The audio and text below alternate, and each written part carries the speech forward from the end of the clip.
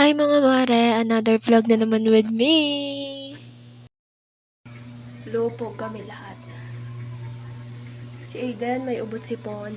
Binalag na si Josawa. Tapos ako din. Grabe. Sobrang hirap.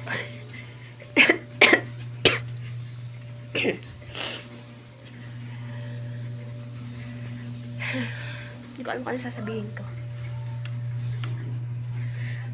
Pero ngayon ko lang naramdaman to. Grabe, sobrang hirap guys.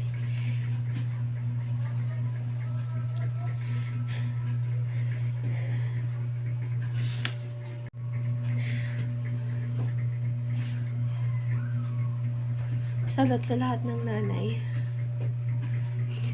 Ako isa pa lang yung anak ko. Diyos ko, grabe. Parang ako maiiyak sa mga... Ang hirap pala ng ganito guys. Magsabay-sabay kayong nagkasakit lahat. Tapos no choice ka. Kailangan mong gumalaw. Ngayon ko naranasan to. Simula nung bumukod kami ng Josawa. Kasi nung time na nakabukod kami, may nag-iintindi pa, may gumagalaw pa, may tagaluto. Pero ngayon, as in, talaga,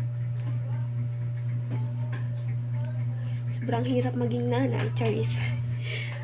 Pero syempre, kakayanin natin. Ipapakita ko sa inyo. Sobrang daming hugasin, sobrang kalat ng bahay. Diyos ko, Lord. Makasain ko lang. Masakit pa yung ulo ko. Sobrang sakit. Ngayon lang ako nilagnat. Kanina ayos pa eh. Guys, ipapakita ko sa iyo. Huwag nyo na akong i-bash. Tambak ang aking hugasin. Tapos, ang aking labahin. Sobrang dami. Meron pa doon. Tapos, aray yung sala namin. Sobrang gulo. Mesa ay iwan ko na. Sobrang gulo. Naiyak ako guys. Charis. Si Josawa may sakit din. Pagdating niyan galing trabaho na nakahiga na. Si Tutoy may ubot sipon din. Ito yung after birthday ni Dadin. Masyado kami nagpagod nung bago mag-birthday si Aiden.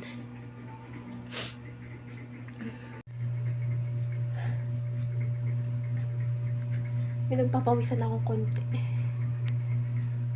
Nakapo ako guys kasi ubo at sipon. Tindi ng ubo sipon ko. Pagka ako'y naubo parang madadala na yung baga ko. Uminom naman agad kami ng gamot ni Josawa. Kaya lang ay talaga namang matindi ang ubot sipon, matindi ang kapit. Tulog na tulog yung mag-ama ko.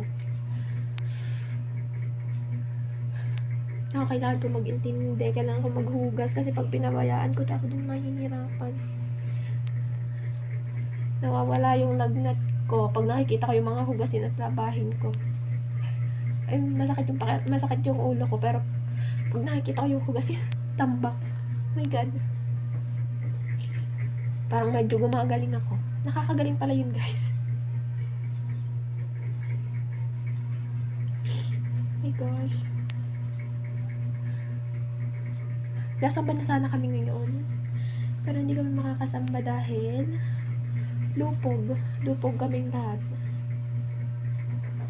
Pero don't worry, bukas pipilit kami sa mga bukas.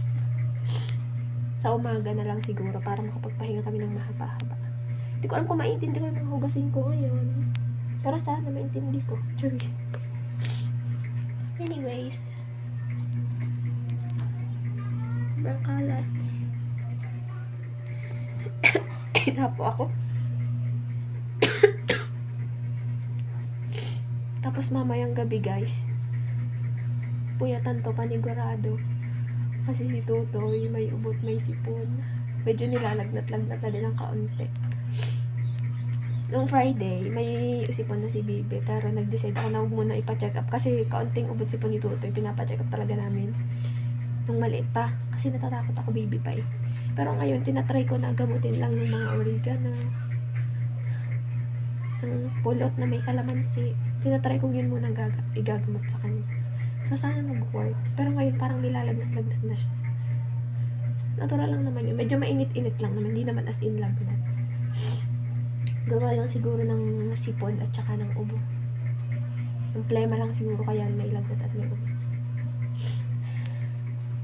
Pero sana gumaling na kami. Nahapo ako sa ubot sipon ko. Bye guys. Share ko lang. Baka maiyak ako pag hindi ako nag-share.